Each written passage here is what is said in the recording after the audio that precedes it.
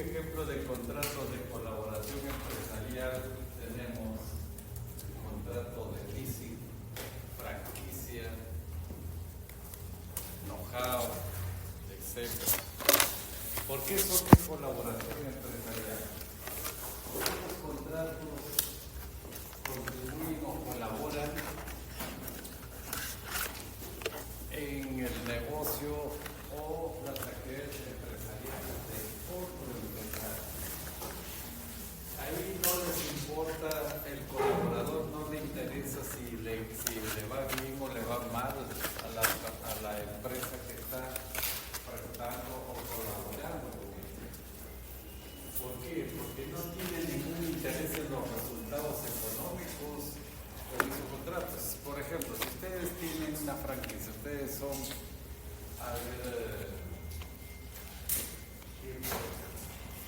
una franquicia, tenemos por ejemplo McDonald's, ¿qué más tenemos? Son franquicias que se le da a un empresario para que ellos puedan usar esa franquicia. O en el caso de el leasing, una empresa de leasing contribuye en el negocio de otro empresario. Ahora, si le va bien o le va mal con ese leasing, no me importa como empresa de leasing. Ya ese es problema de él, porque la finalidad o el fin económico no es del franquiciante, en el caso de la franquicia, o no es de la empresa de leasing, sino es del beneficiario de sus contratos. En cambio, en un contrato asociativo es diferente. ¿Por qué? Porque todos los que intervienen en el contrato asociativo tienen interés en los resultados económicos. Pero vean ustedes, ahí podríamos confundirnos con una sociedad.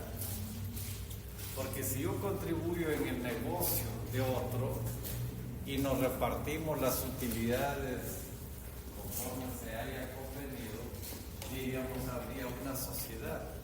Pero no hay sociedad porque la misma ley se encarga de señalar de que es un contrato que no genera una sociedad, menos una persona jurídica. Y además un contrato asociativo no es inscribible en el registro. Se puede inscribir, pero eso no es parte constitutiva de ese contrato. Entonces vean ustedes, ahí está la gran diferencia. En que en el contrato asociativo las partes contratantes tienen interés en el resultado económico de la actividad empresarial en la que se hace la contribución por una de las partes contratantes. En cambio, en los contratos de colaboración empresarial, yo contribuyo, colaboro con el negocio de otro, que no me importa su resultado. Si pierde, no me afecta. Si gana, no me interesa. Porque a mí me pagan por esa franquicia o me pagan por el contrato de arrendamiento financiero. Ya si él tiene buenos resultados, felicitaciones, pero no me interesa. Entonces vean ustedes, dentro de este grupo de contratos asociativos tenemos tres contratos: la asociación en participación, el consorcio y el joint venture. Ninguno de estos contratos genera persona jurídica. Se asemejan o se asimilan o se acercan a una sociedad, pero no es sociedad tampoco.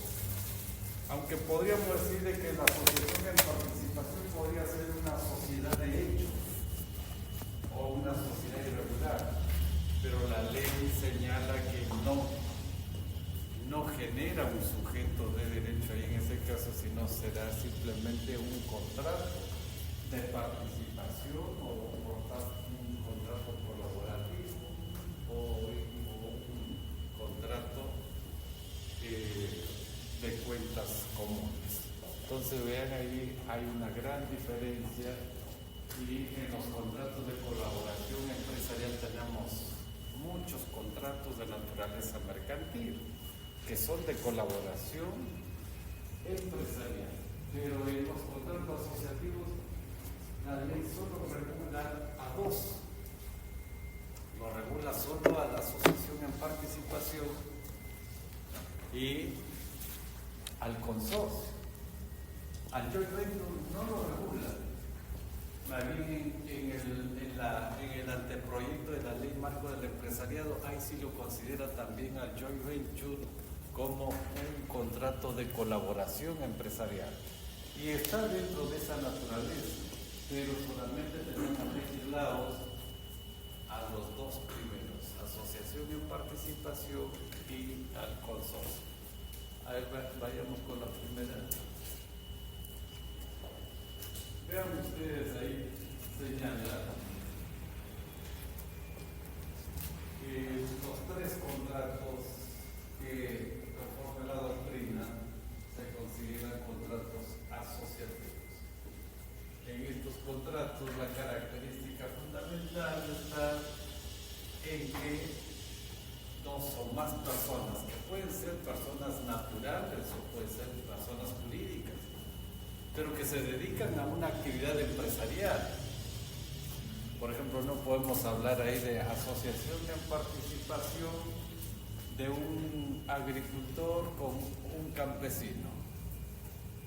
Ahí, por ejemplo, los que ustedes conocen en la sierra, cuando un campesino da la chacra y la semilla, y otros da el trabajo y también da además del trabajo, los fertilizantes y los pesticidas.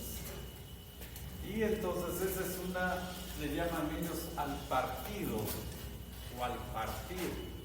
Entonces, ¿qué quiere decir eso de que uno da chacra y semilla, el otro lo siembra, lo cultiva y lo cosecha y después al final de la cosecha se reparte, la cosecha es mitad cada uno? Ese, por ejemplo, está dentro de la figura de la asociación en participación, pero no estamos hablando de la empresa, sino de una actividad agrícola que no está dentro de la actividad empresarial. Entonces, ese tipo de contrato, por ejemplo, no se regularía por la Ley General de Sociedades, sino por el Código Civil.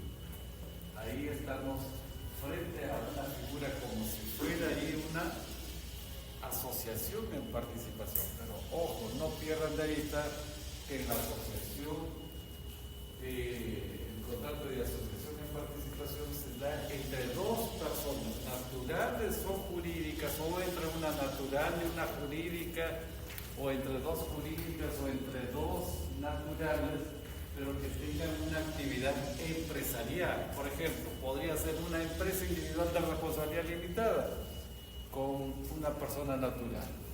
Pueden hacer ahí un consorcio. ¿Por qué? Porque está de por medio un negocio, una actividad empresarial. Eso es para que ustedes puedan diferenciar y pensar de que se aplicarían las normas del derecho societario.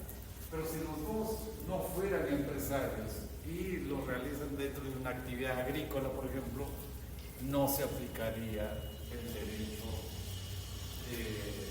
general de la Ley General de Sociedades.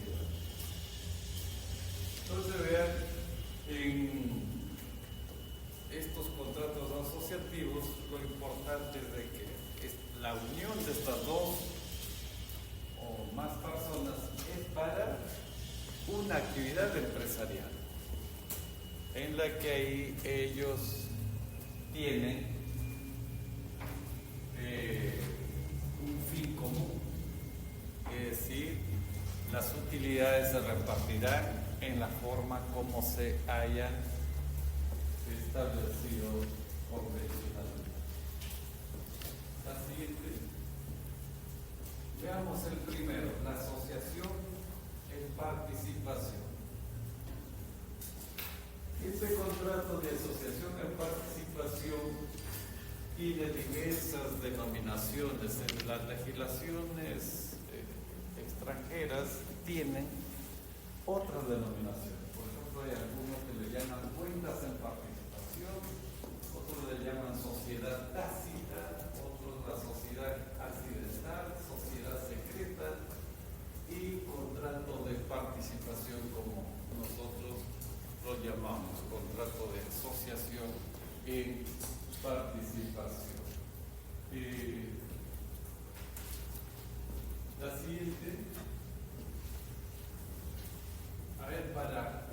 señor Joaquín Garrigues, él desde el punto de vista de los antecedentes históricos del nacimiento o del proceso formativo de este tipo de contratos, él considera a la asociación en participación como la cooperación mercantil a través de la participación o compañía secreta, así llamada porque en ella la persona que aporta capital o los negocios de otro permanece oculta para los terceros. Vean ustedes los elementos que está comprendido en ese concepto de Joaquín Garrigues.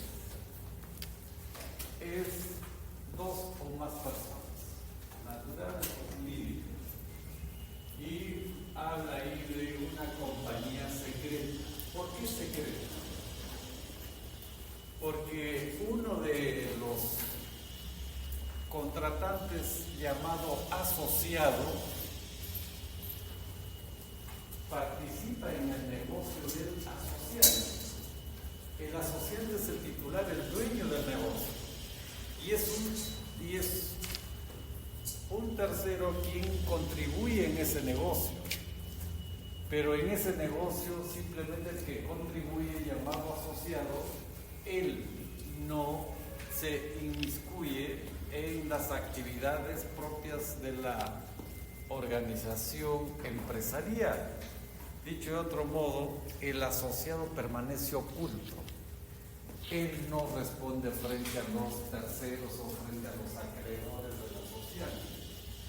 Él no tiene vínculo jurídico con las personas que se vinculan con el asociante. De manera de que él simplemente contribuye con algún bien de capital, pero permanece en el anonimato, permanece oculto, solamente da la cara cuando se van a repartir las utilidades si es que las hay. Por ejemplo, para la campaña navideña, un empresario de Gamarra quiere 1 millón de soles. Este empresario piensa que con 1 millón de soles va a hacer una campaña navideña con mucho éxito y piensa sacar unos 3, 4 millones en esa campaña. Pero necesita 1 millón, no tiene el millón. Él podría ir a un banco y el banco otorgarle ese millón. Pero él no quiere pagar intereses altos, no tiene una garantía para ofrecerle al banco, prefiere más bien un contrato de asociación en participación. Le toca la puerta a un mecenas y le dice, y le cuenta su proyecto. Le dice, necesito ese millón para esta campaña navideña, estimo mis proyecciones de beneficios o utilidades en 3 millones. Es decir, ese millón que lo voy a convertir en 3 millones en mi negocio.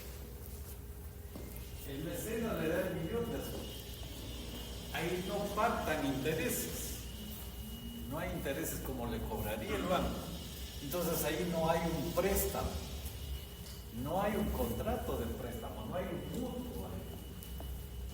Porque cuando se trata de un mutuo hay pacto de intereses. Si no hay intereses sería un comodato. Entonces tampoco se le asimila al comodato ni tampoco al mutuo. Le da ese millón de soles. El asociante o dueño del negocio recibe el millón de soles como si fuera ahí, en este caso, ¿qué digo? Como fiduciario, porque él adquiere el dominio de ese millón y él dispone como propietario. No recibe instrucciones del que le da el millón. El asociante sabe qué hacer con ese millón de soles. Él dispone, comprará los insumos, pagará tarillas, etc. Pero dispone de ese millón.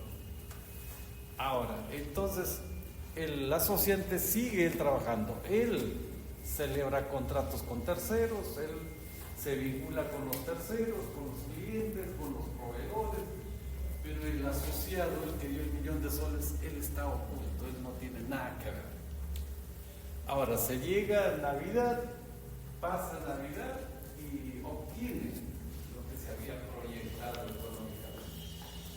Y de acuerdo al contrato, se reparten esas utilidades en la forma como han pactado.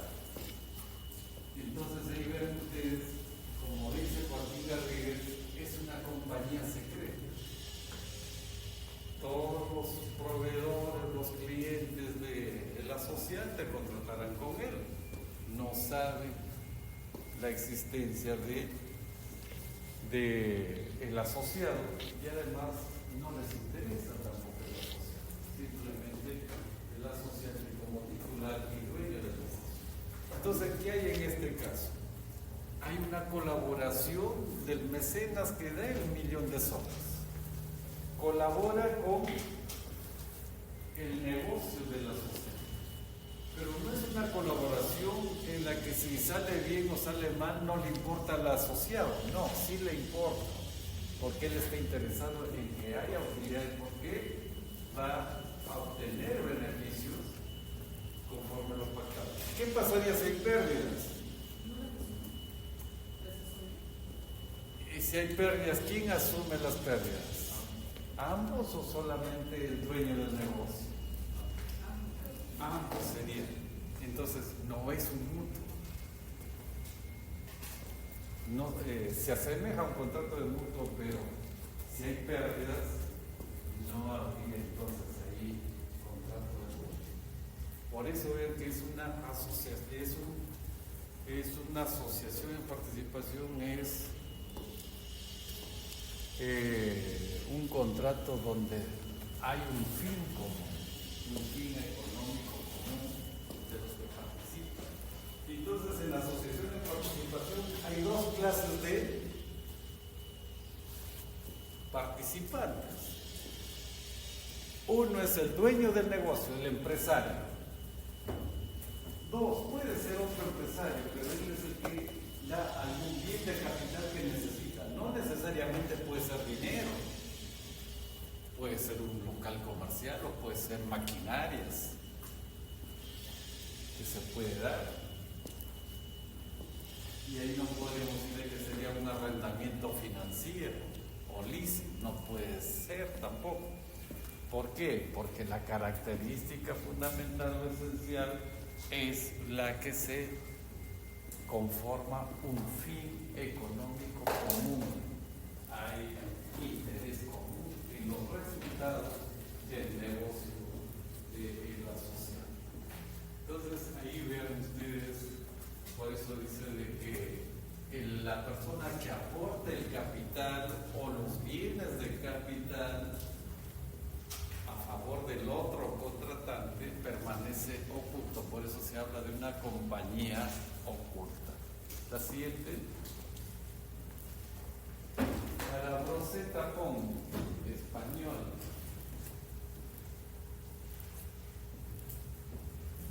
Considera de que las cuentas de participación, como lo llaman en España, constituyen un contrato de colaboración económica mediante el cual uno o varios sujetos aportan capital o bienes a otro con el fin de participar en los resultados, favorables o desfavorables, pero ese es un riesgo común que asumen ambos, y es también un fin económico común que persiguen ambos en los resultados de ese negocio.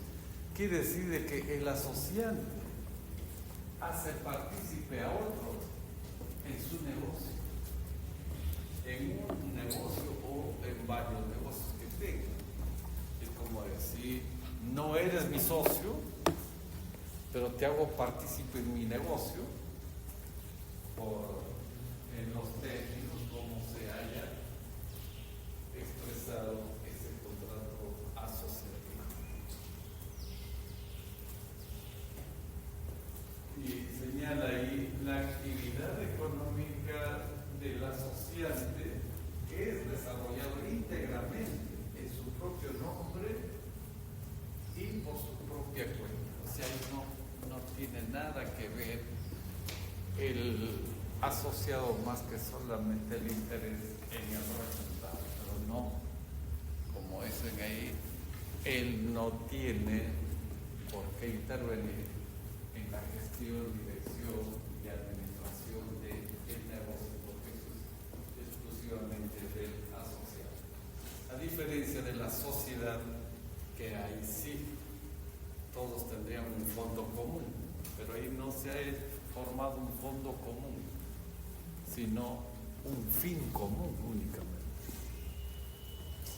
La siguiente,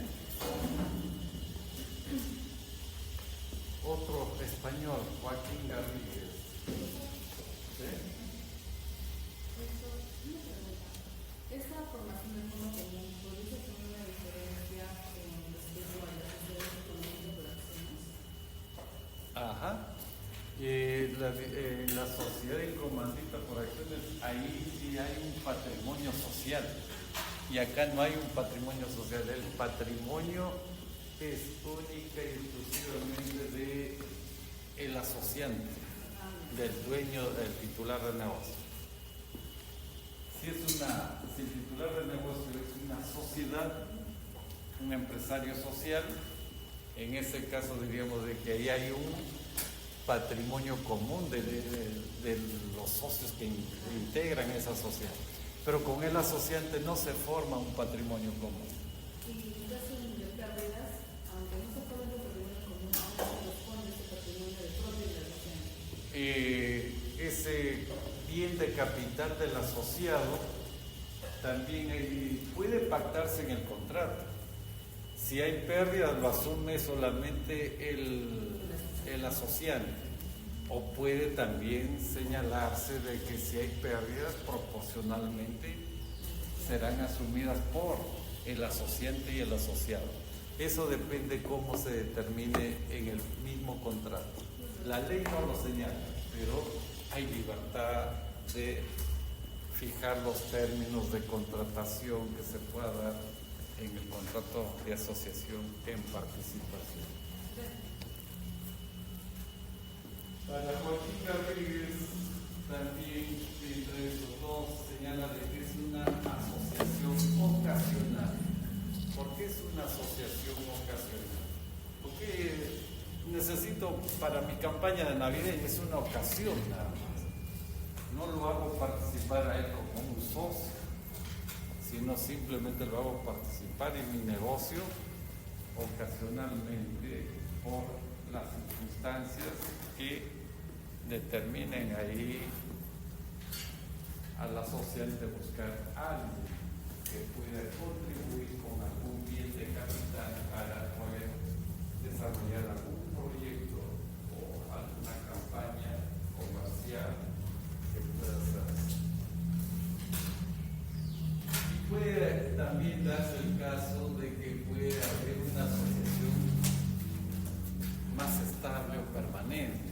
Porque una asociación en participación puede ser como ese ocasional para un determinado proyecto. Se acaba el proyecto, se acaba el contrato. O si el contrato es temporal, vencido el plazo, también se acaba. Como en el caso de la campaña navideña, termina la campaña, se acaba el consorcio. Pero puede ser de que haya también ahí una participación en la explotación de una industria mercantil determinada como una asociación permanente. Ahí en ese caso también tendrá que determinarse las características o caracteres propios de la asociación en participación para no confundirlo con una sociedad. La siguiente. Para la Ley General de Sociedades, está en el artículo 440 de la Ley General de Sociedades. Ahí, como pueden ver ustedes, tenemos el asociante. Es el dueño del negocio. Es el que necesita que otro contribuya en su negocio. El es el contribuyente. Mal empleada esa palabra contribuyente nos lleva a la idea de derecho tributario, pero en la doctrina no han encontrado un mejor término. ¿Qué le pondrían ustedes? Colaborador. Pero la colaboración a veces se entiende que es gratuita. También ahí no es una simple colaboración, sino está también teniendo ahí sus expectativas económicas. Y no hay otro término que más bien hablar de contribución. El asociado es el que contribuye con un bien de capital, no necesariamente tiene que ser dinero. Y él solamente tiene expectativas por los bienes que contribuyen en el negocio. Y él no le da un préstamo, sino que lo arriesga también ahí. Pero puede ser de que no sea un riesgo total, dependiendo cómo se haya pactado. Si se pactó de que si no hay utilidades, solo le devolverá el bien de capital aportado, sin utilidades, o puede ser de que se pacte de que ahí así como han pactado repartirse las utilidades, también pueden pactar repartirse los riesgos. ¿Qué otro elemento? El elemento subjetivo entonces es el asociante y el asociado. El elemento material, ¿cuál es? Es la actividad empresarial o negocio.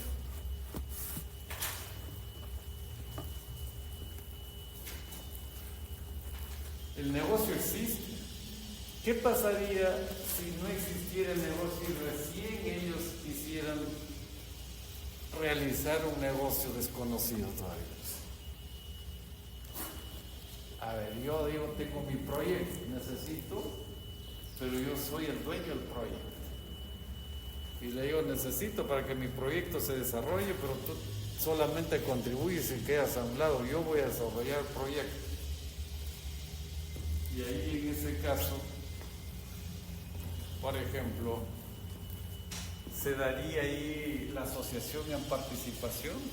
No habría el elemento material u objetivo que es la empresa o la actividad organizada.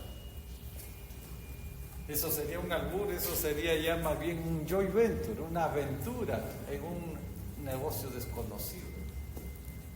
Algo que los coventures arriesgan a algo todavía que no está en explotación, algo que entran a aventurarse. Por eso dice, el joint venture es una aventura asumida por dos o más personas en un negocio desconocido todavía. Lo siguiente,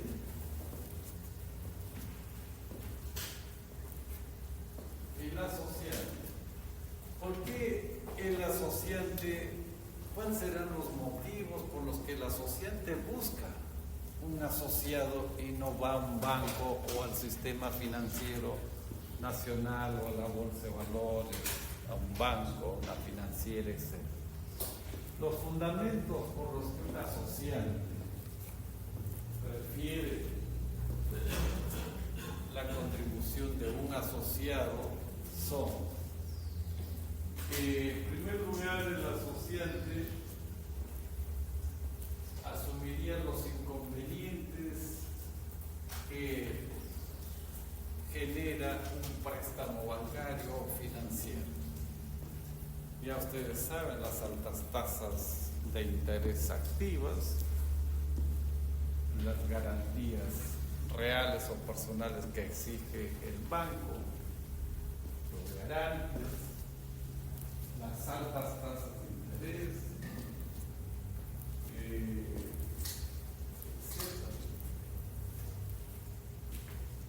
Y los plazos rígidos para devolver el dinero. ¿Qué pasa si en la campaña le va mal y no cumple? banco no perdona y ejecuta las garantías. Entonces, ese es un incentivo para el asociante de no ir al mercado financiero y buscarse más bien un asociado. La siguiente, otro fundamento del asociante es, lo que digo acá, el fundamento del asociado es participar en un negocio, en una empresa que esté en marcha. Él no asumió el riesgo de suscribir el capital social y hacer el desembolso del capital social suscrito. Entonces, él va a lo seguro en un negocio que ya está marchando, en un negocio que está en expansión, por eso que necesita la contribución de ese socio.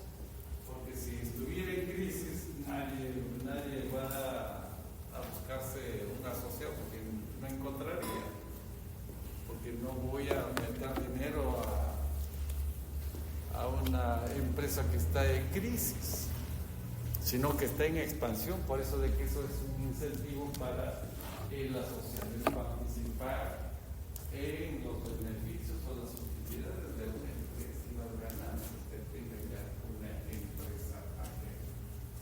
Quiere decir tener ahí una rentabilidad de su contribución que no lo ganaría si lo pusiera en el sistema financiero como ahorros. Ahí es un riesgo que asume. Bien gana, o también puede pagar. La siguiente.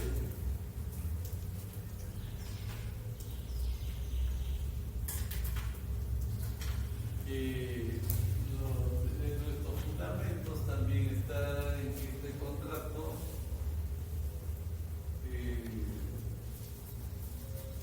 responde a la necesidad de competir en el mercado, porque así como ese comerciante de Gamarra, los miles de comerciantes estarán pensando también en su campaña navideña. Entonces tienen que competir y el que se queda, los demás le van quitando el mercado. La competencia es feroz y hay que estar entonces siempre precavidos para no perder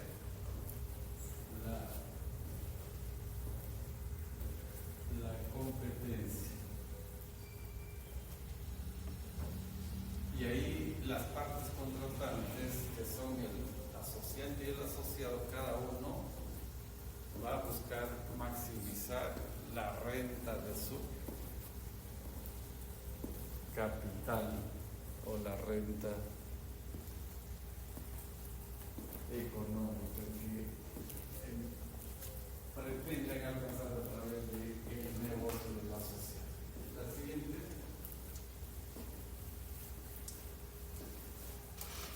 Características de este contrato. Las características de este contrato tenemos aspectos internos y los aspectos externos. Dentro de los aspectos internos tenemos que el asociante asume la gestión del negocio. Esa es una característica de este contrato. Si el otro asumiera, si el asociado también asumiera, ya no sería una asociación en participación. ¿Qué sería? A ver. ¿Qué sería? Así como en el joint venture hemos dicho de que tiene que ser un negocio ya entablado, en marcha, si no sería un joint venture, no sería una asociación en participación. Ahora, ¿qué pasaría si el asociado también interviene en el negocio del asociado?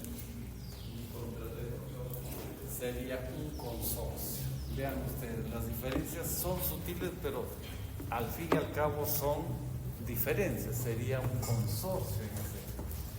Ya luego lo vamos a ver. Esa entonces es una característica fundamental, que el asociado asociado en la gestión de su negocio. Él permanece fuera del negocio en forma oculta. La siguiente. Dentro de los mismos aspectos internos tenemos también la distribución de ganancias o pérdidas. Ahí debe pactarse en el contrato cuál será la proporción de las ganancias que tenga el asociante y cuál será lo que tenga el asociado.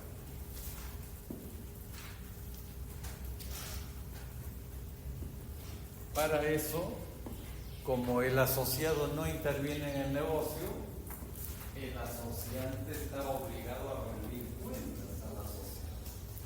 El asociado tiene el derecho de exigirle la información, las cuentas acerca del negocio, para ir viendo y controlando si realmente se está llevando bien la gestión y estar atento a las utilidades que se puedan generar con ese negocio. Entonces ahí y decide que no solamente debe rendir cuentas del asociado, sino también está obligado a liquidar los resultados de esa actividad empresarial, a fin de que las cuentas estén claras y precisas y no terminen en los tribunales.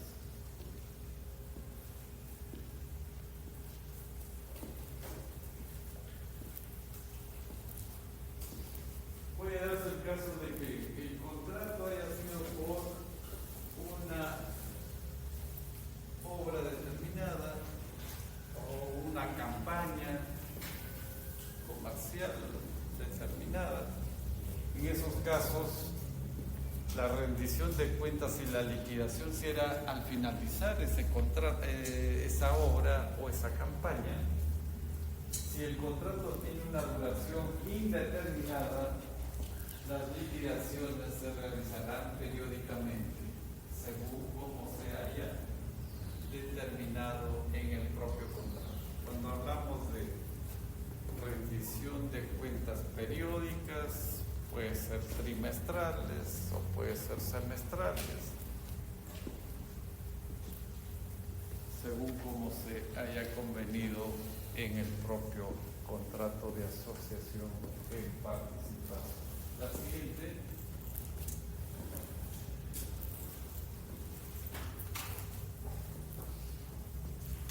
Siguiendo las características en los aspectos internos, también se considera ahí los derechos del asociado. ¿Qué derechos tiene el asociado? Conforme a la ley, son el derecho de información, el derecho de rendición de cuentas a la extinción del contrato, y esos son derechos que deberán estar explicitados en el propio contrato, indicando cómo van a hacer esa rendición de cuentas, en qué periodos, en qué momentos debe ser, y la información puede ser a cualquier momento según el requerimiento del asociado. La siguiente. Ahora veamos dentro de los caracteres los aspectos externos. Externamente la ley señala que la asociación en participación no tiene razón social ni denominación social. Simplemente es un contrato asociativo. Un contrato asociativo que se encuentra regulado en la Ley General de Sociedades. Quiere decir que no se crea un ente jurídico con personalidad. ¿Por qué? Porque puede ser que el asociante sea un empresario social. Y como empresario social se entiende de que tiene su patrimonio social tiene su propia identidad, tiene una identidad como persona jurídica. Pero esta persona jurídica, al unirse con el asociado, que puede ser otra persona jurídica o una persona natural, no forman un nuevo ente. El empresario social o asociante sigue siendo él mismo con su propia identidad, que puede ser una razón social o una denominación social, o puede ser una persona individual, que será en ese caso como empresario individual, y que la unión de ese empresario individual o persona natural con otra natural no va a generar una nueva entidad, será siempre la misma forma de organización de la empresa a la cual se está contribuyendo los bienes de capital por parte del asociado.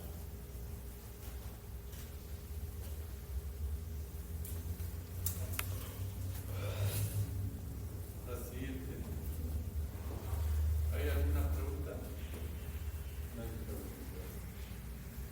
Dentro de los aspectos externos también no existe relación jurídica entre los terceros y los asociados. El asociado o asociados, si hemos visto, ya que la ley misma lo determina, él permanece en absoluto anonimato. Él es un socio oculto.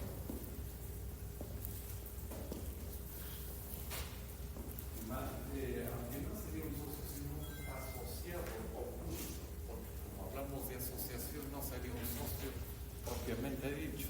Socio es en la sociedad y en la asociación es el asociado. Permanece en forma oculta.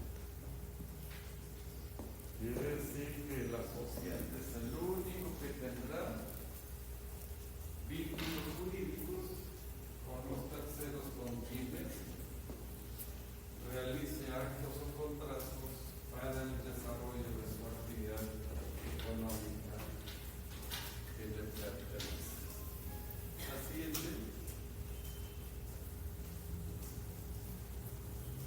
No hay deudas propias de la cuenta en participación, sino son deudas del asociado. No hay deudas comunes, solo las deudas las pertenecen al asociante o dueño del negocio.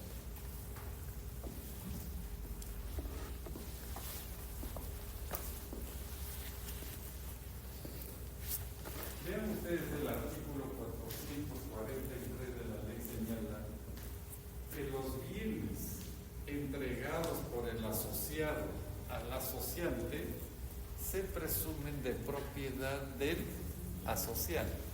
Supongamos de que se le da maquinaria y equipo, pero que no están registrados estos equipos ni la maquinaria. Los acreedores del asociante pueden ir en contra del asociante y embargar esa maquinaria que es del asociado. Pueden hacer eso, ¿por qué? Porque el Código Civil señala que todos los bienes accesorios que están afectados a una actividad económica o a un bien principal siguen la suerte del principal.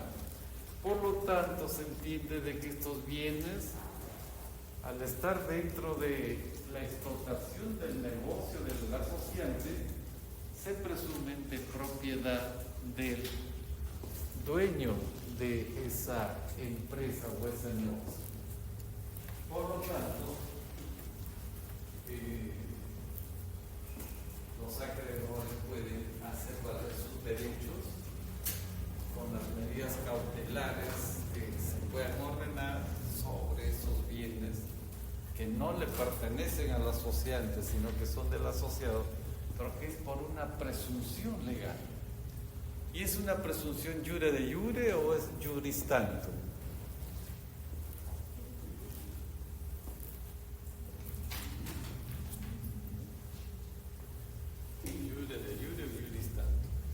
Es juris tantum, puede probar el asociado que él es el titular o el propietario de ese negocio. Será con las facturas que le otorgan ahí la titularidad de esas maquinarias, de sus equipos. Pero si fueran bienes consumibles o bienes fungibles que no se puede acreditar ahí en ese caso ni con las facturas, porque no son bienes identificables, ahí sí se presume de una manera incontrovertible de que eso le pertenece al asociado. Porque si lo puede demostrar de que eso es del asociado, sería juris tantum, pero si no lo puede demostrar, como son en los bienes fungibles o bienes consumibles, entonces en ese caso no prosperaría la excepción de, ¿qué excepción sería en materia procesal?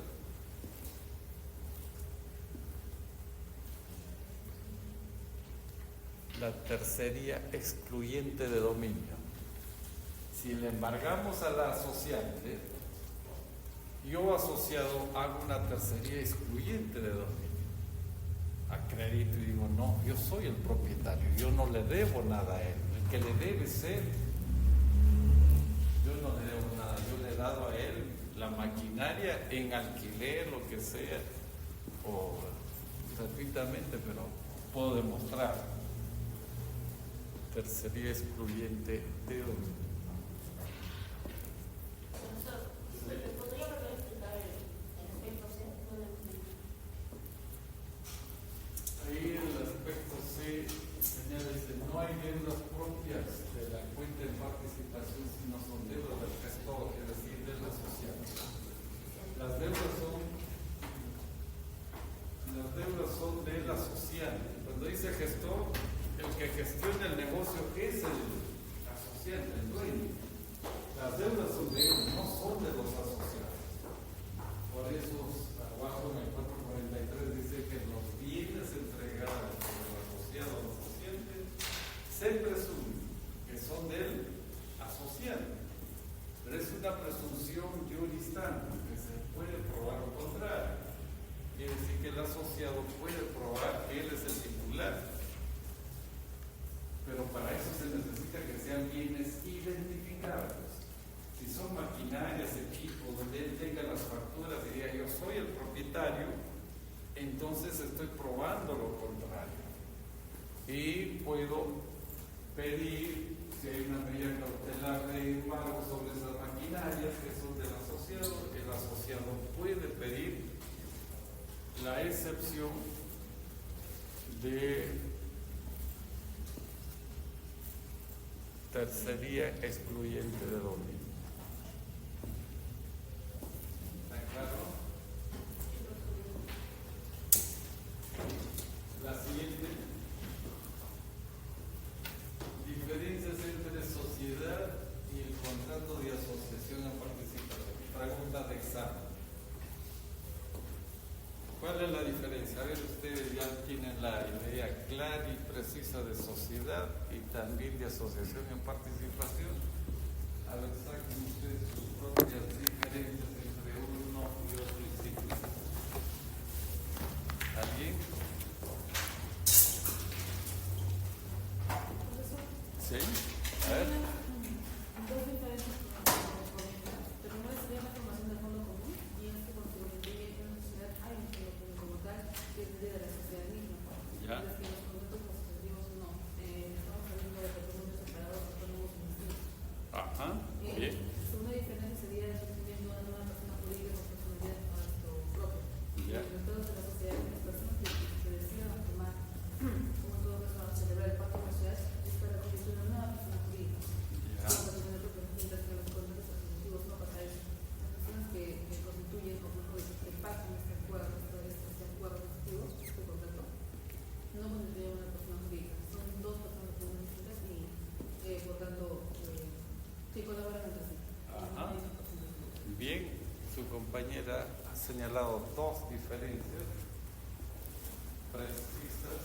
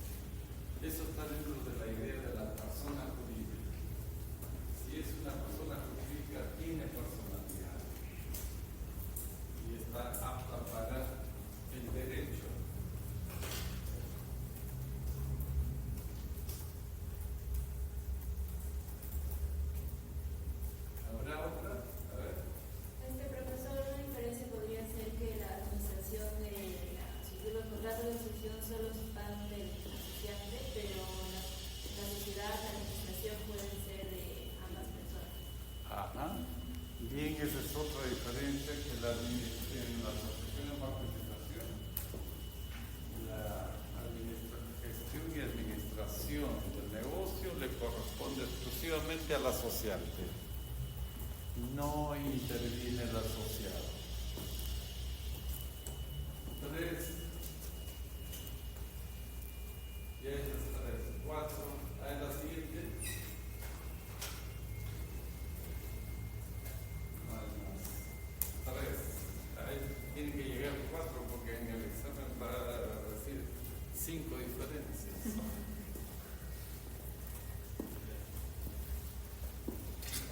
¿Qué otra vez? Inventen cualquier cosa. ¿Sí? El carácter ocasional que tiene la asociación de participación y el carácter permanente que tiene el acuerdo. La sociedad. Esa es otra gran diferencia. Una sociedad generalmente es por un plazo indeterminado. Y la asociación en participación es ocasional o temporal. Alguna vez tendrá cierta permanencia cuando, por ejemplo, sea para construir una obra o ejecutar una obra que puede durar algunos años. Habrá permanencia ahí por algún tiempo, pero de todas maneras es temporal. 4. En resumen, la responsabilidad a un de contratar como tal es el asociante, no son ambos y con todos una tercera persona. Ajá. Bien, esa sería la 5ª.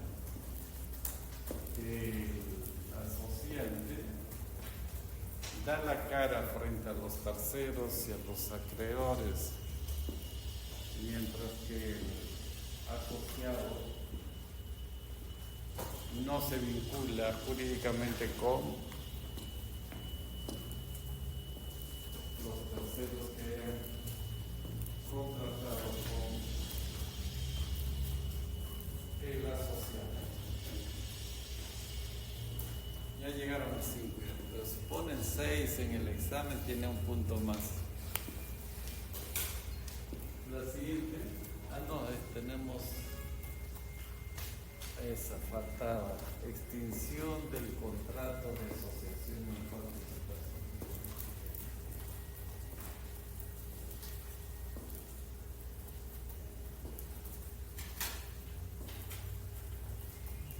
La extinción por mutuo acuerdo, ¿qué significa? Que no se ha vencido el plazo, que no se ha cumplido aún todavía el contrato, pero queremos dejarlo sin efecto por acuerdo de las partes,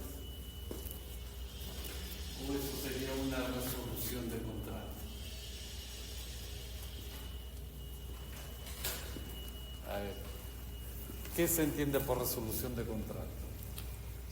Supongamos de que la campaña navideña da el 1.000.000 de soles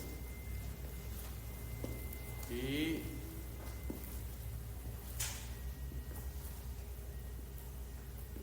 antes de empezar a gastar ese 1.000.000, acuerdan las partes dejarlo sin efecto. ¿Eso será por mutuo acuerdo o esa es una resolución de contrato? Mutuo acuerdo. No es resolución de contrato.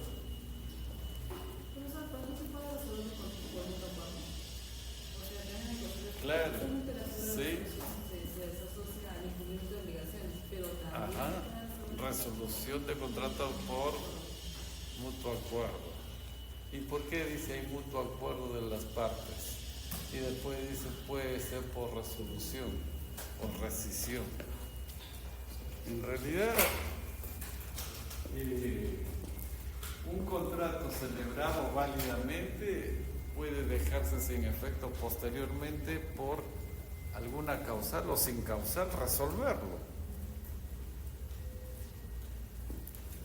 Entonces ahí dice, por mutuo acuerdo de las partes, estamos dentro de la resolución, porque podemos resolverlo sin expresión de causa. Pero por rescisión, ¿cuándo se rescinde un contrato? ¿Ya han llevado contratos ustedes todavía? entonces lo dejamos así nomás.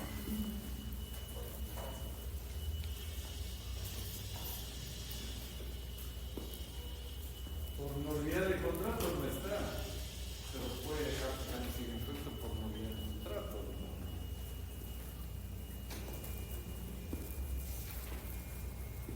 ¿Cuándo habrá nulidad de contrato?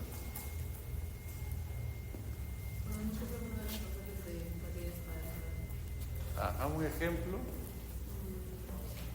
el millón es un bien común de las sociedades gananciales y le da solamente uno de los cónyuges.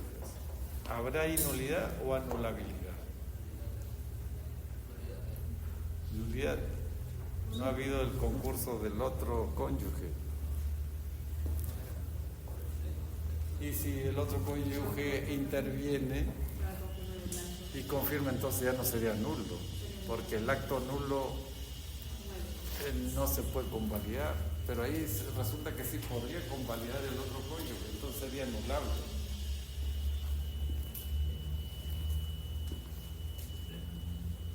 A ver, ¿cuándo se dice que rescisión? A ver, lean la rescisión ahí, artículo 1370.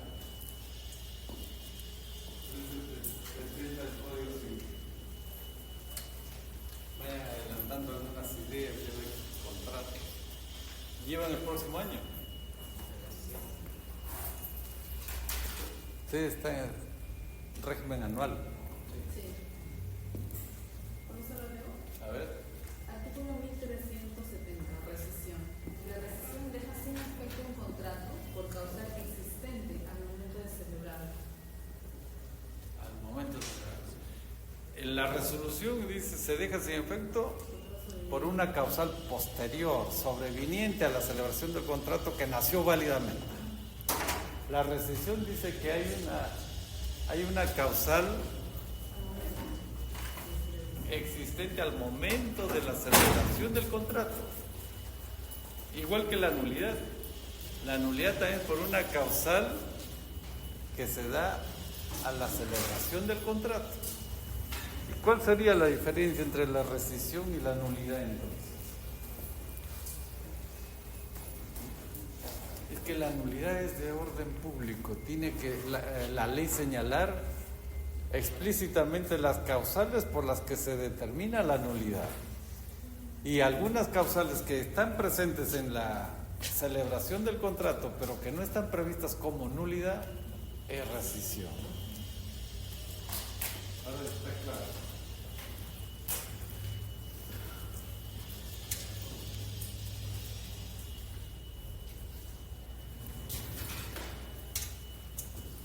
La otra causal de vencimiento o extinción del contrato, asociación de participaciones por vencimiento del plazo de duración fijado en el contrato.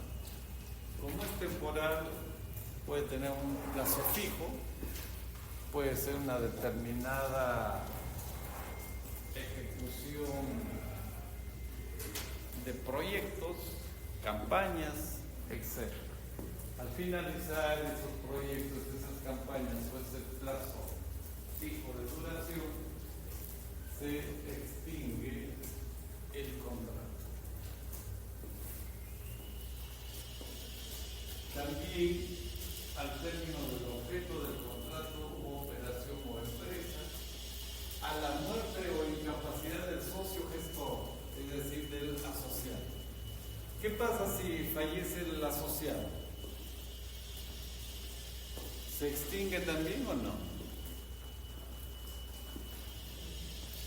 Lógica pura, a ver, lógica elemental.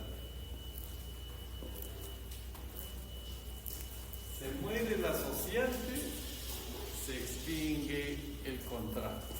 Se muere el asociado, también se extingue el contrato o no. Yo tengo una teoría. A ver, dado que la naturaleza de la resolución es, digamos, en bienes, desde mi punto de vista podría ser que no se extinga para el asociado, dado que si se extingue, eso pasa a suceder. Podría haber alguna obligación. Sin embargo, si usted tiene una contribución, no te persigue, o sea, tipo obligación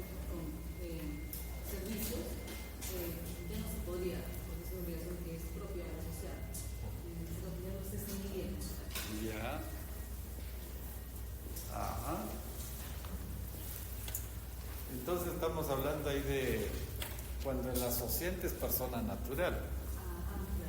Ahí dice por muerte o incapacidad del socio gestor. Lo que debería, en lugar de hablar de socio gestor, del asociante, sería más claro y preciso. Por muerte o incapacidad del asociante se extingue el contrato. ¿Por qué? Porque él es el artífice del negocio. Si él no está, ¿quién va a manejar eso?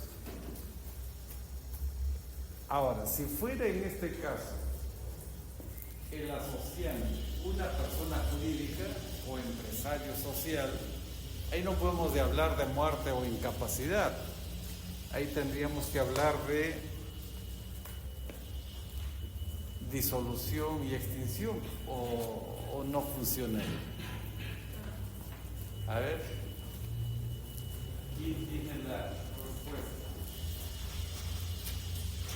Si el asociante es persona natural, muere o deviene en incapaz por una interdicción civil, se extingue el contrato. Ahora, si este asociante es una persona jurídica, no podemos hablar de muerte o de incapacidad, sino tendríamos que hablar de disolución, liquidación y extinción. La pregunta es, si se disuelve y se liquida la sociedad, ¿se extingue el contrato?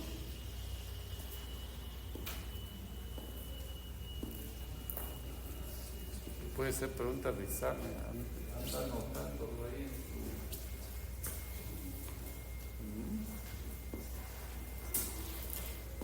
A ver.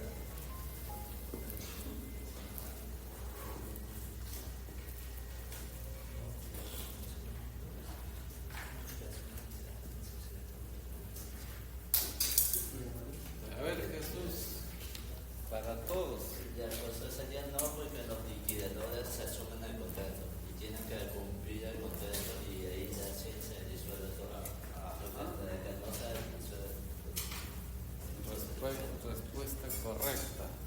Profesor, tengo una pregunta.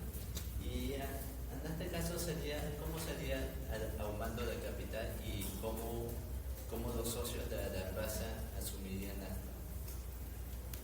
O sea, es un aumento de capital que se está haciendo, en este caso, en una asociación por participación. ¿Cómo sustentamos eso? Pero el aumento de capital no sería para el negocio que han utilizado ese préstamo. Tú te refieres en el caso de que, por ejemplo, el asociado ingresó 1 millón. Sí, ¿cómo? Y los socios hacen un aumento de capital. No, yo me refiero a cómo llevamos en cuenta ese millón a la sociedad. O sea, porque sí o sí la sociedad tiene que ingresar en sus registros. Eso no es capital.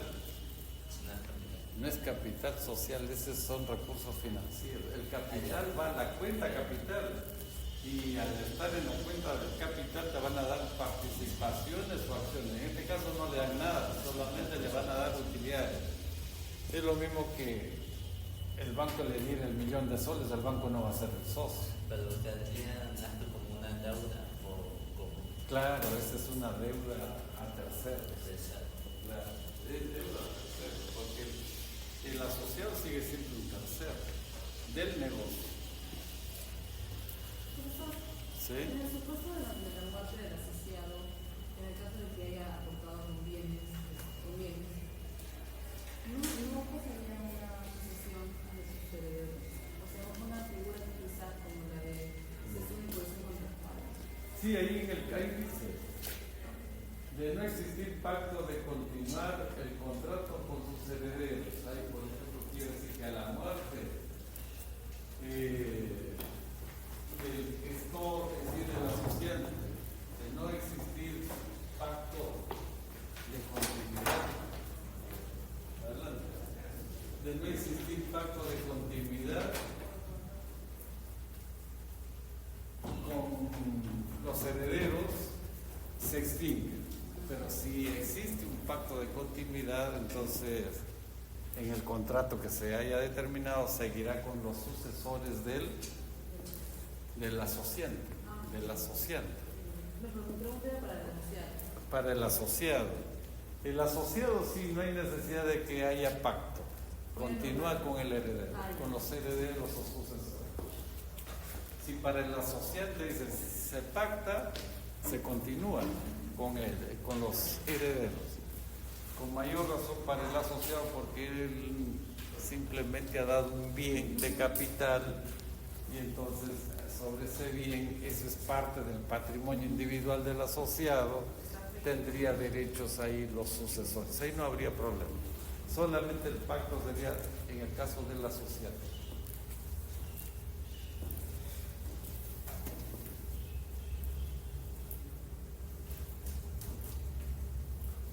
¿Y qué pasa si se declara insolvente al asociante? Si se declara insolvente el asociado.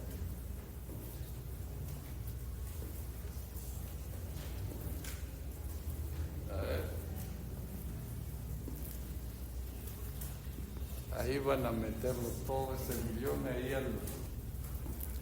Si se declara insolvente y la Junta de Acreedores dice se disuelve y se liquida, ahí tendría que participar el asociado como un acreedor para que se le reconozca su...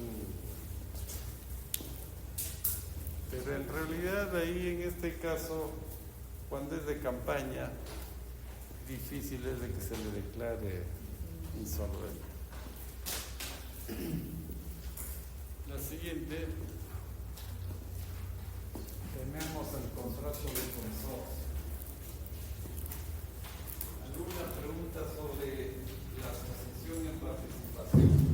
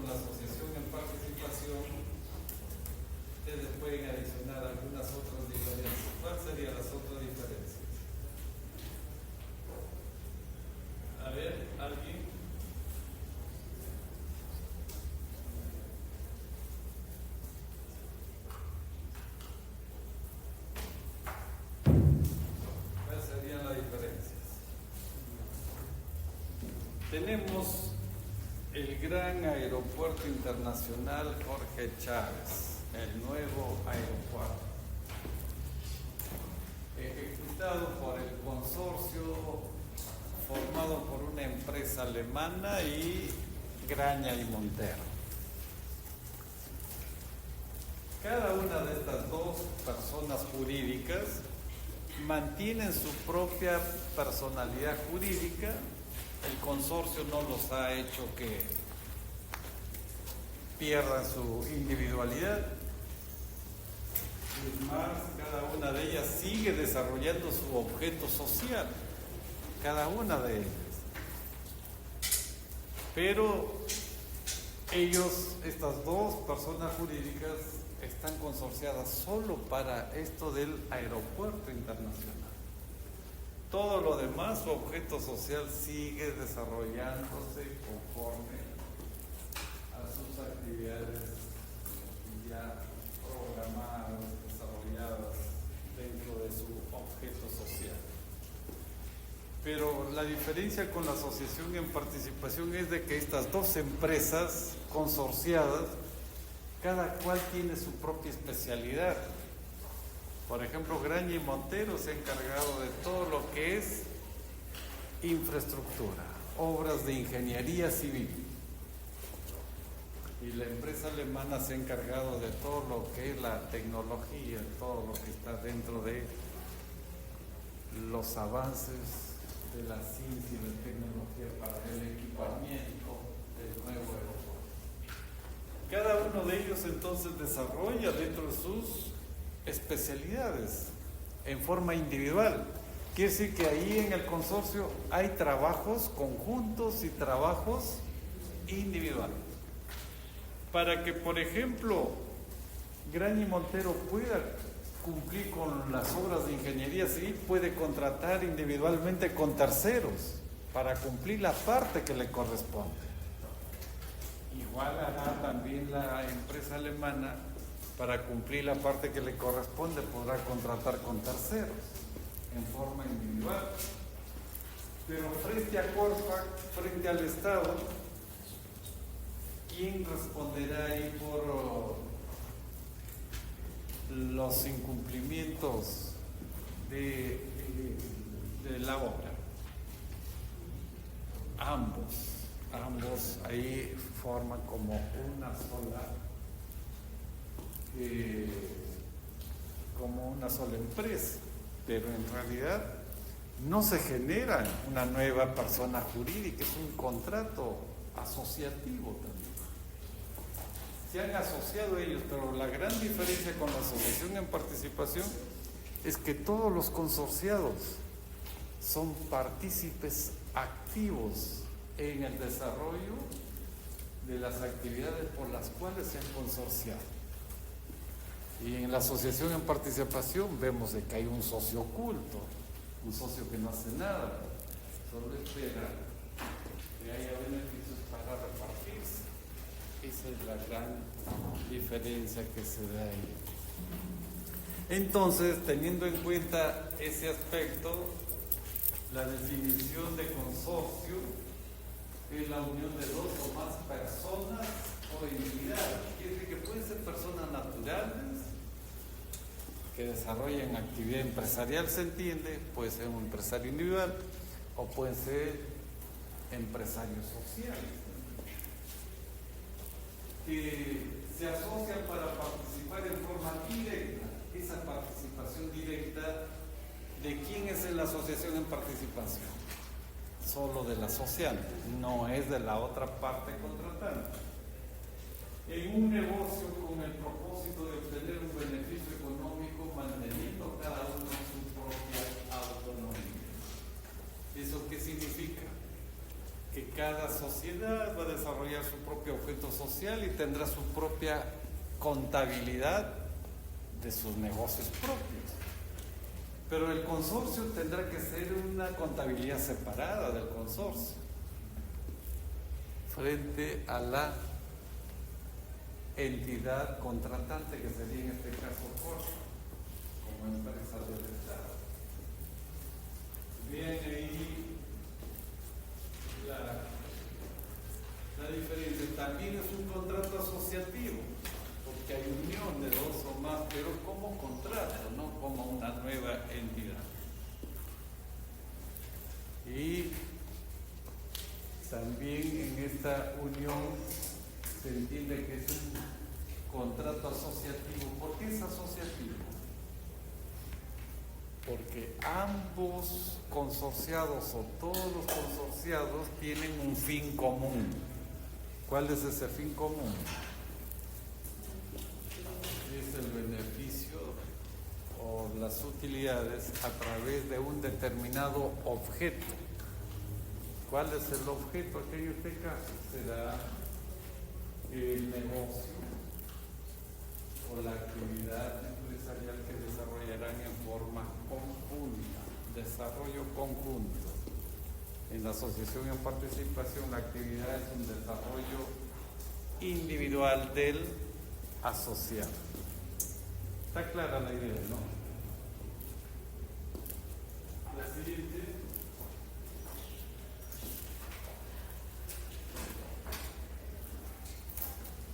Contenido.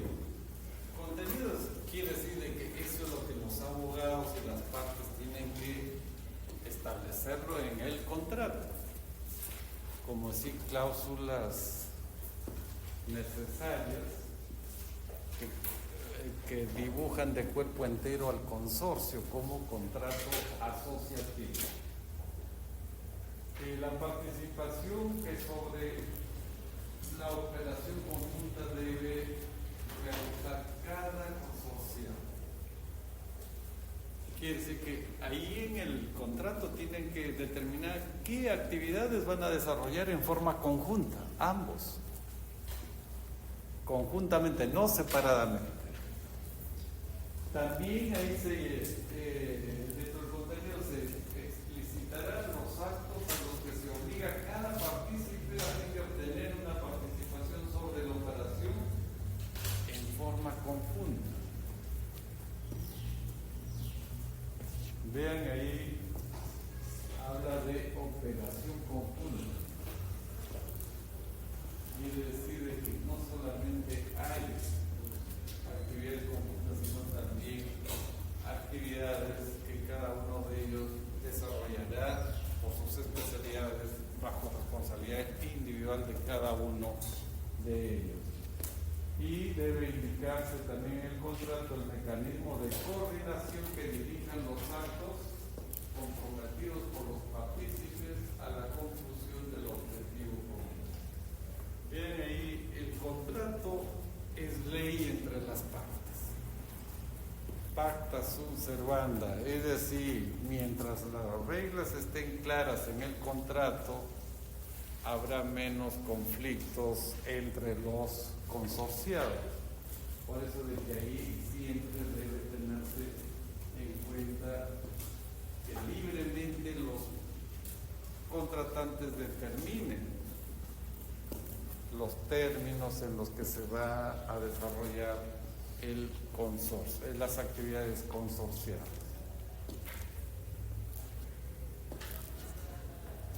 La siguiente. Ahí está la definición que da el artículo 445 de la Ley General de Sociedades. ¿Alguien puede dar lectura? 445.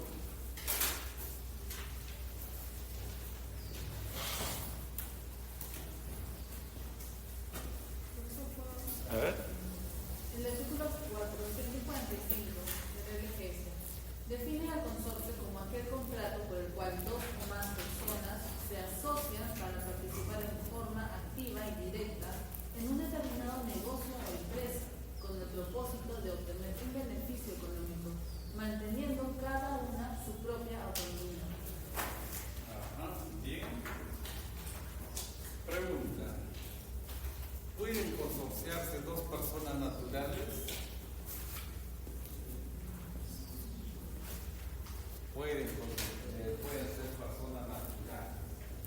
¿Dedicadas a la actividad empresarial o no necesariamente? A ver, ¿qué dicen ustedes? ¿Deberán dedicarse ambas a la actividad empresarial o no necesariamente?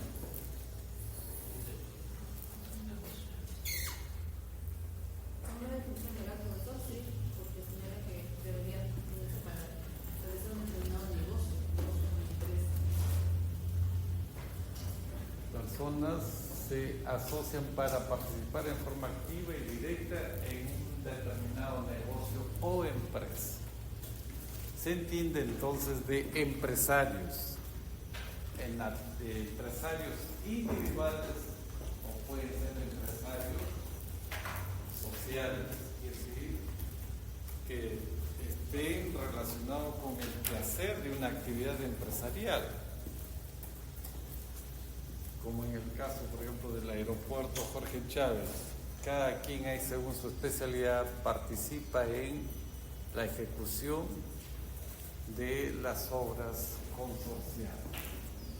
Ahora, ahí en este caso se está hablando de una participación activa. No hay ahí socio oculto, no hay ahí un socio convidado de piedra. Ahí todos los consorciados tienen una participación directa en el negocio o en la empresa por la que se han consorciado. Quiere decir que estamos hablando de actividad empresarial.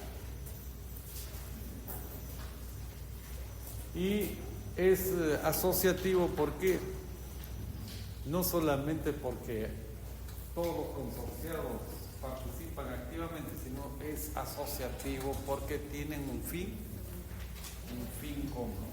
Y ese fin común es tener beneficios económicos.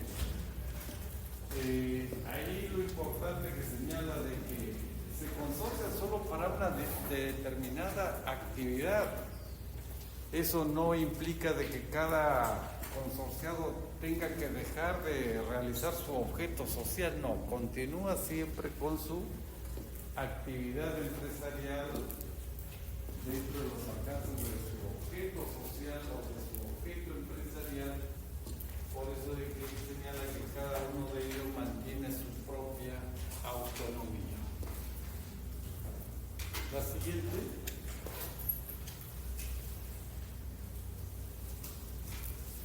Diferencia con el contrato de asociación en participación. Ya lo dijimos, ¿no?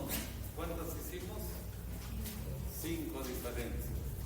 A ver, lea las diferencias que ha notado usted. A ver, fuerte para que lo escuchen los demás y puedan anotarlo para el plagio. Entre la sociedad y los contratos objetivos. Entre la sociedad y los contratos objetivos. Esto es asociación en participación del consorcio. No hemos hecho, ¿no? Fue con la sociedad. Sí. Ya. Entonces, a ver, hagamos entonces con la sociedad, el consorcio y la sociedad. A ver si lo van adecuando lo que se hizo con la asociación en participación, a ver si funciona también con el consorcio. A ver, una por una vez, la primera.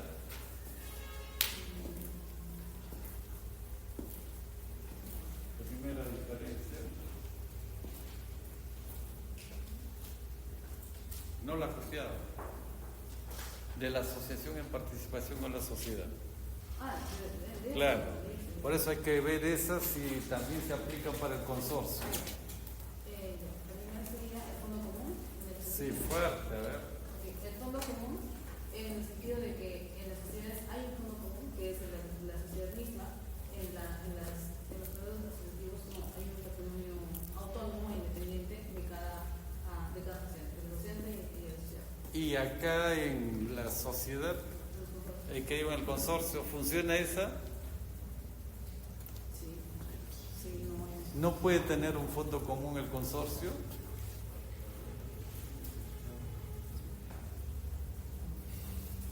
Puede tener, sí.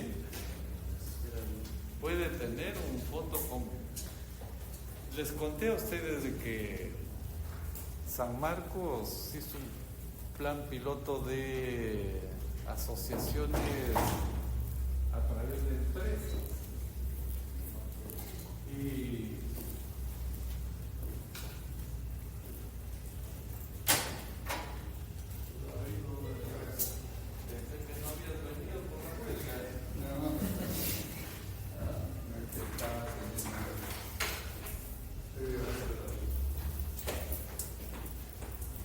y estos consorcios se hacían cadenas productivas, por ejemplo, todos los empresarios de zapaterías, de carpintería, ebanistería, y el consorcio tiene sus propios órganos de administración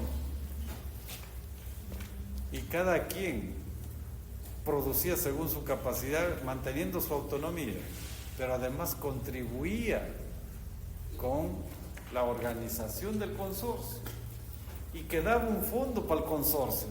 Ya se le pagaba a cada consorciado se le pagaba lo que había producido y quedaba ahí un fondo. Y ese fondo se destinaba para la adquisición de tecnología y para la capacitación de los mismos consorciados. Es decir, hay un fondo común ahí.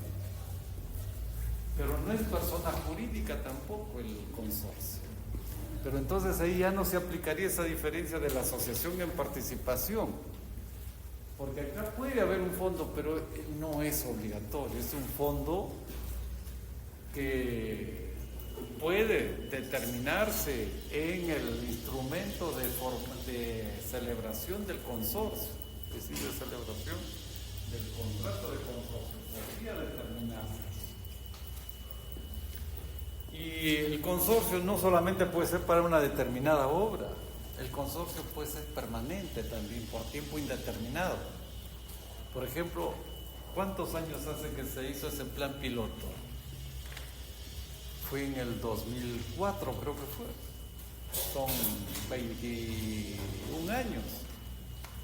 Y esos consorcios, algunos todavía siguen consorciados. Entonces, ahí vean ustedes, hay una diferencia también entre la sociedad, la asociación en participación y el consorcio. Vayan anotando de ahí, de repente puede ser la diferencia entre los tres. ¿Cuál es la segunda diferencia? La creación de una nueva persona jurídica. En la asociación en participación no se genera persona jurídica. En el consorcio también igual. No se genera. La otra. En los contratos de asociación, la gestión de administración solo le corresponde al asociante. Ajá, acá cambia. La gestión y dirección corresponde a ambos. Y para eso se forma una estructura orgánica. Pero si hablamos ya de estructura orgánica, estamos hablando ya de un sujeto de derecho. Y en realidad el consorcio es un sujeto de derecho. Ojo, no es una persona jurídica, pero es un sujeto de derecho. ¿Por qué? Porque la SUNAT le extiende un RUC del consorcio y contribuye a la SUNAT como consorcio, no individualmente, como consorcio. De esa forma se facilita al consorcio el pago de los tributos y de los impuestos. ¿Cómo puede constituirse un consorcio si no posee personalidad jurídica? Pero es sujeto de derecho. Sujeto de derecho. Una cosa es persona jurídica y otra cosa es sujeto de derecho. Una sociedad irregular no es persona jurídica, pero es sujeto de derecho. Entonces el consorcio podría calificarse como ello. El consorcio podría calificarse como ello, como una suerte de sociedad irregular.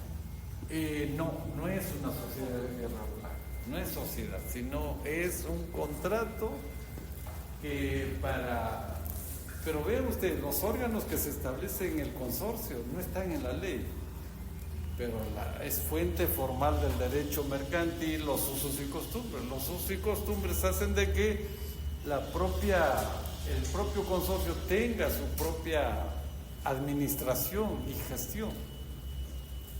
Y se forma por gente de los consorciados. Tienen ahí un órgano como que equivaldría a la Junta General de Accionistas.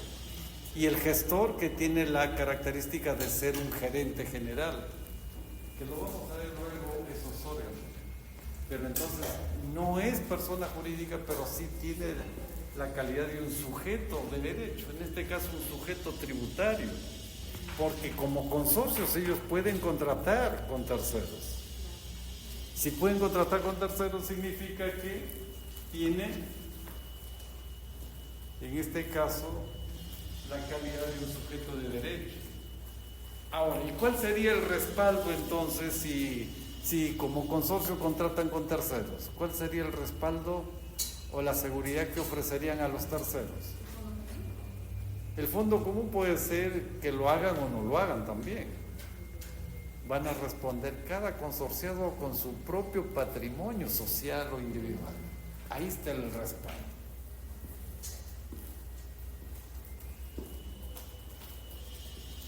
¿Está claro?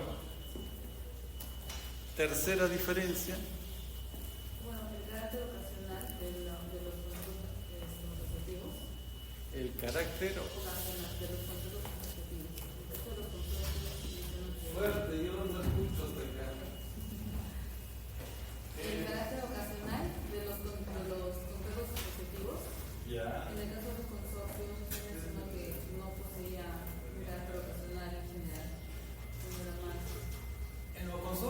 puede ser ocasional, temporal, por una determinada obra como el aeropuerto. Se acaba la ejecución de las obras, se acaba el consorcio. Y puede ser también permanente, como en el caso de la asociación en participación, como tenemos, por ejemplo, algunos consorcios que están muchos años todavía vigentes y siguen como contratos individuales. Y la última característica, solo diferencia es que quien asume la responsabilidad de terceros es el asociante, es el único obligado. Ajá. Y en la sociedad, La persona jurídica que es la sea el persona mismo. jurídica con su patrimonio. Ya, en el caso del consorcio, hay responsabilidad individual y responsabilidad conjunta. Responsabilidad individual será con las personas que contraten cada consorciado para cumplir la parte que se le ha asignado. Y en forma conjunta, por ejemplo, ambos o todos los consorciados responderán, por ejemplo, en el caso del aeropuerto, frente al Estado, es decir, frente a Corpa, van a responder en forma conjunta.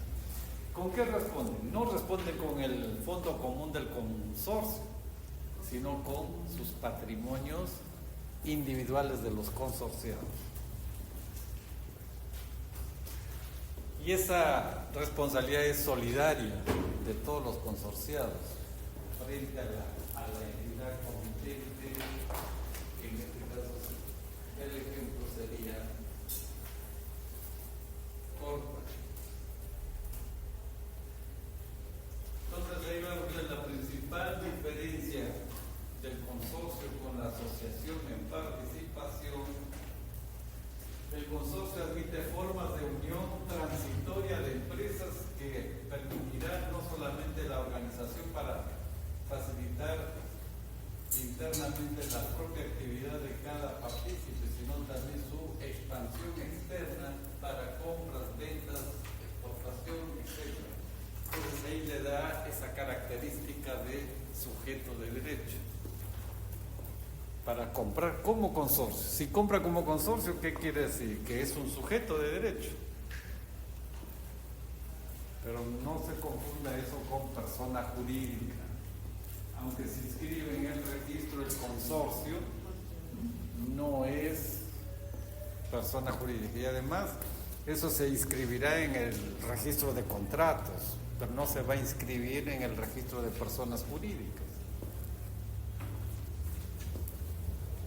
La asociación de participación también se inscribe en el registro de contratos. También se puede inscribir.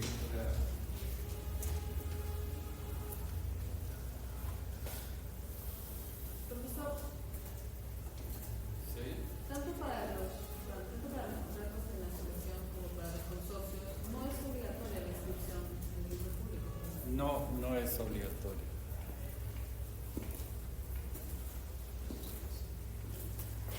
La sociedad, sí, si no se inscribe no hay persona jurídica, pero sigue siendo sociedad.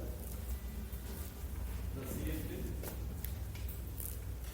Ahí están los órganos del consorcio.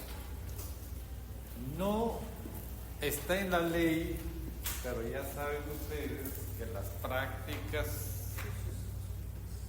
mercantiles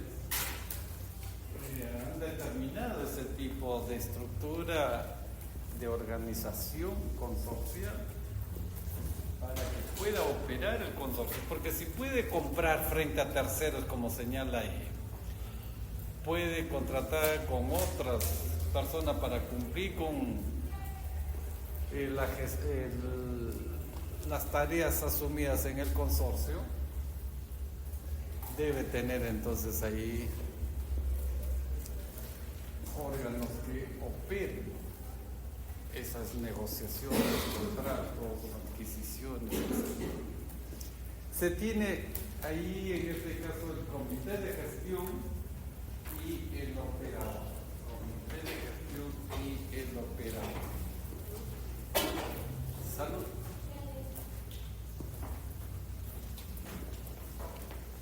En la ley no lo van a encontrar, pero tampoco lo prohíbe. Y por comodidad se ha establecido, y los grandes consorcios, si son pequeños, también pueden tener, no un comité de gestión, puede tener un gestor nada más, como los de Villa El Salvador, ahí donde se crearon los consorcios piloto, ahí con un gestor, y el gestor, cada consorciado contribuye con algo para que se mantenga el consorcio. Y de esa forma se van capacitando también. Y tienen a veces ahí fondos que sirven de contingencia también para los años malos de los consorciados. La siguiente, el comité de gestión. Ven ustedes su equivalente sería a la Junta General de Accionistas en una sociedad anónima. Quiere decir, ¿quiénes lo conforman entonces ahí? Ese comité de gestión. Los propios consorcios.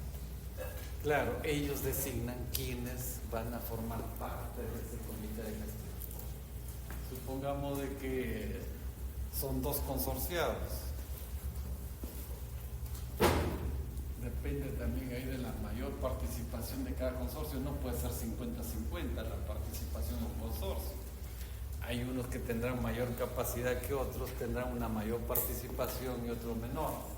Supongamos de que la participación de Graña y Montero sea superior a la alemana, porque tienen ellos que hacer todas las obras de ingeniería civil, y que está comprometido ahí por decir 1/3 de las actividades en la compañía alemana y 2/3 de Graña y Montero.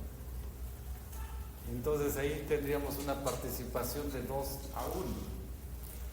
Y el comité de gestión podría ser de que haya 2 representantes de Graña y Montero y uno de la empresa alemana, y con eso se formaría ese comité de gestión.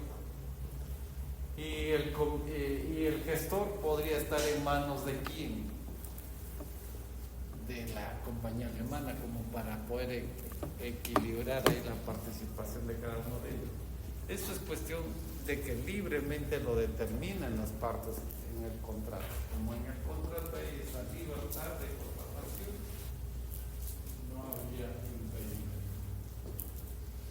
Quiere decir que el comité de gestión es el órgano de gobierno del consorcio y se integra por todos los partícipes. Si son 2, los 2 podrán designar uno cada uno, dependiendo del grado de participación de cada uno de ellos. Ahí habría entonces derechos políticos de los participantes, también en función de su participación sobre la operación conjunta establecida en la cuota consorcial. La siguiente. El operador, su equivalente sería a la de un gerente. Él será quien tenga la representación conjunta, él será el que haga los contratos frente a terceros en nombre y representación del consorcio. ¿Quiénes son el consorcio? A y B, es decir, la empresa alemana y Graña y Montero en nuestro ejemplo. Entonces el operador estaría representando a ambas empresas consorciadas.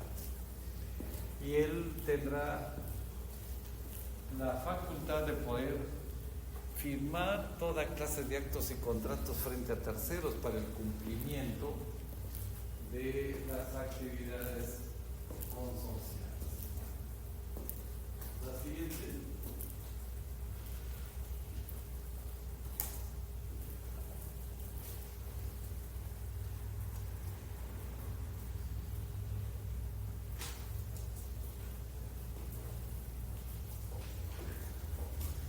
El gerente puede ser una persona jurídica o solamente debe ser una persona natural?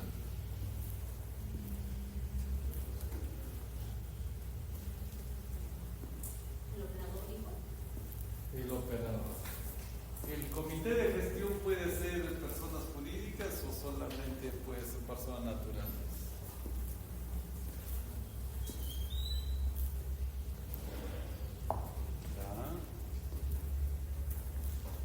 Podría de que ambos pongan ahí a un tercero que esté dentro del comité de gestión.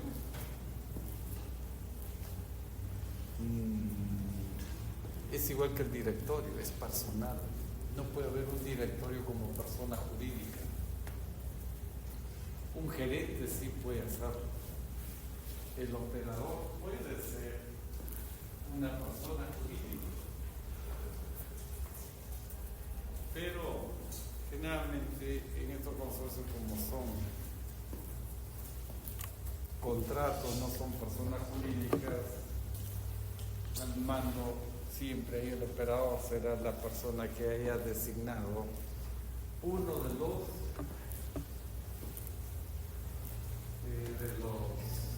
consorciados. Podría haber dos gerentes generales, por si cada uno de los consorciados ponga su gerente. Como decía Napoleón Bonaparte, dos soles en el mismo firmamento no pueden brillar, o sí pueden brillar dos soles juntos.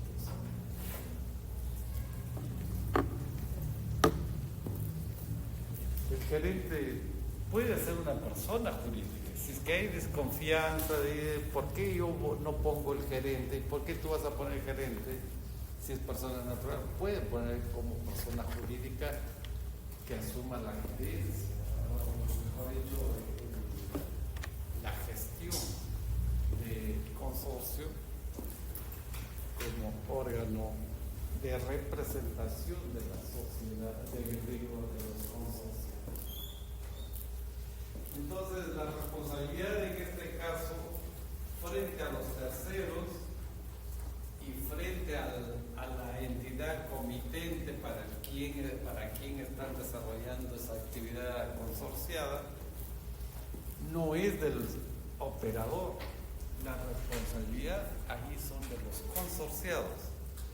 El operador, si no funciona, o mejor dicho, si no desarrolla bien sus funciones, él será responsable frente a los consorciados, pero frente a los terceros el que responde son los consorciados, porque el operador actúa en nombre y representación del consorcio. ¿Y quiénes son el consorcio? Son los consorciados. La siguiente. Responsabilidad de los directores y gerentes del operador. Vean ustedes, el operador puede ser una persona jurídica.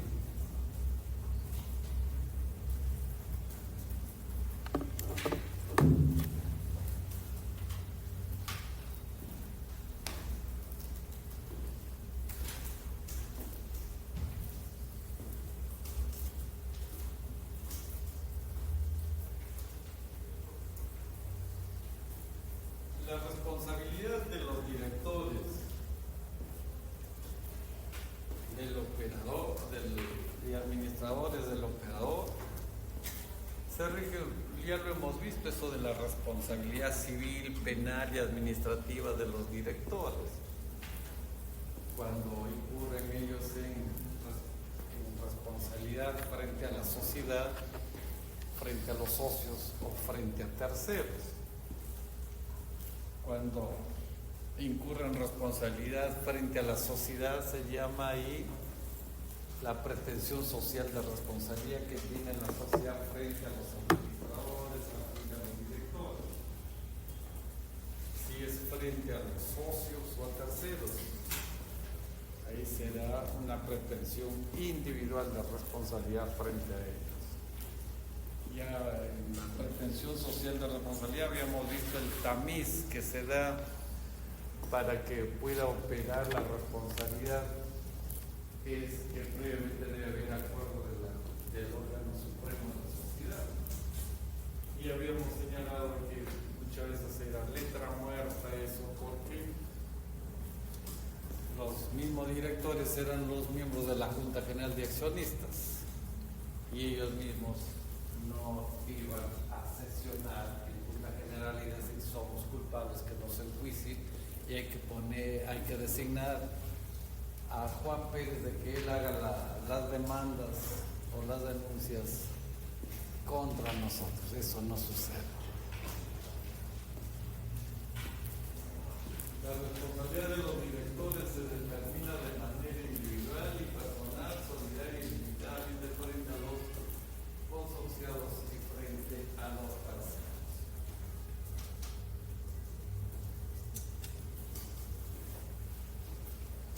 La solidaridad, ustedes saben, en materia civil no se presume, se pacta la solidaridad, pero en materia mercantil la solidaridad se presume. Todos los los directores son solidariamente responsables frente a la sociedad, pero en este caso es frente al consorcio, a los consorciados. Responde en forma personal e ilimitada con su patrimonio personal. Y la responsabilidad es por dolo, culpa grave o inexcusable. No hay responsabilidad por culpa leve. Ese es otro problema. ¿Quién determina la culpa leve?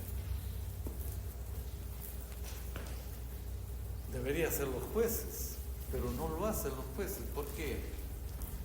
Porque para que vayan a los jueces primero tiene que haber un acuerdo de Junta General. Si la Junta dice esto es leve, no, ¿quién calificó la culpa leve? La Junta General. Y eso es un absurdo. Y si ellos son los directores de la ciudad, no, esto es culpa leve. No hay lugar a que sean denunciados los directores cuando ellos mismos son los directores y miembros de la Junta. La siguiente. Tratamiento contable del consorcio. Habíamos visto que en ese caso la contabilidad debe ser separada del consorcio. Sin embargo, hay operaciones conjuntas. Ahí, entonces, en ese caso, esa contabilidad de las operaciones conjuntas deberá tenerse en cuenta para que se pueda hacer ahí de una manera que señale ahí que bajo los principios de la contabilidad internacional de contabilidad, los activos, pasivos, ingresos y costos de la operación conjunta son atribuidos a los partícipes es decir, a los consorciados en proporción a la cuota que mantiene cada uno en el contrato, a fin de que estos los combinen línea por línea con los activos, pasivos, ingresos y costos originados en sus operaciones individuales. Vean ahí, entonces, eso de hablar de línea por línea se entiende que tienen que conciliar ahí esos gastos que han realizado en forma individual con los que han realizado en forma conjunta para evitar ahí defraudaciones a la ley tributaria. Y entonces ahí se exige que se concilie, se combinen línea por línea tanto los gastos, los costos de las operaciones individuales con las operaciones consorciales.